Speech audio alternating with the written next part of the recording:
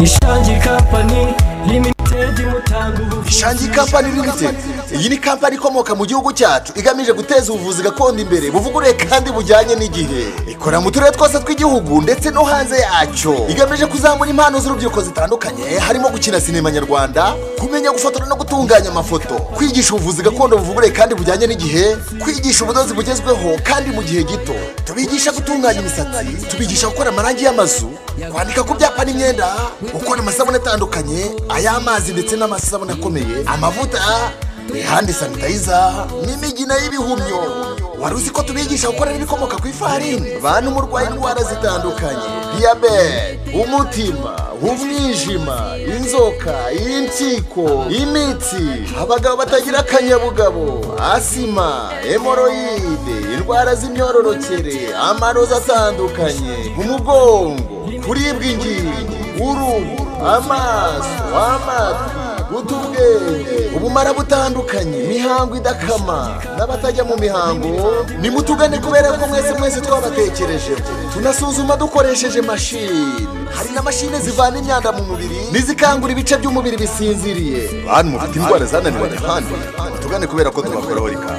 Ishangi Company Limited kandi bafite ishuri ryiza ribigisha ubudozi, film making and film production. Biherereye hafi y'ibiro by'umurenge wa Ruhango, hakunze kwitwa ku kizu cy'abarundi, munsi neza rusengero rwa Methodiste Libre.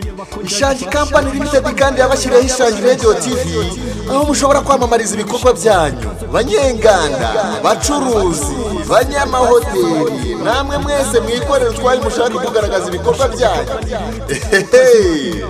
Nimutugane tubamamarize kubera ko umukobwa abuze umuranga yaheze mwanyina.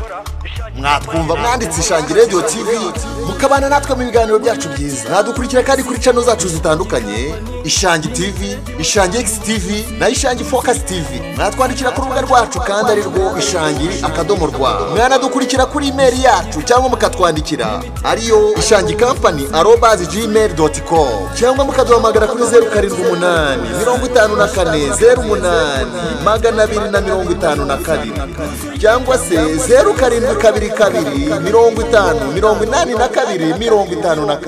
Ishangi Company Limited mutanga ubuvuzi bwuzuye.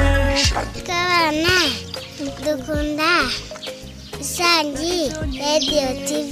Natwe abana dukunda Ishangi Radio TV FM ivugira ku murongo wa online. Natwe abana dukunda Ishangi Radio TV FM ikorera ku murongo wa online.